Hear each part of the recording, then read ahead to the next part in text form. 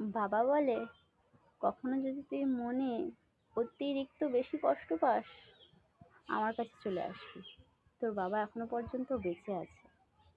আমার কাছেও যদি আসতে না ইচ্ছা করে, পৃথিবীর যে কোনো প্রান্তে চলে যাবি, আমি তোর বাবা তোকে ঠিক খুঁজে বার করবো। কিন্তু কখনো মরার কথা মাথাতেও আনিস না।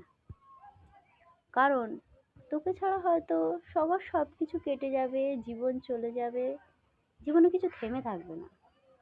কিন্তু আমি আর তোর মা সন্তানহারা হব। তোকে আর দ্বিতীয়বারের জন্য ফেরত পাবো না। তিল তিল করে ছোটবেলা থেকে তোকে অনেক যত্নে বড় করেছি।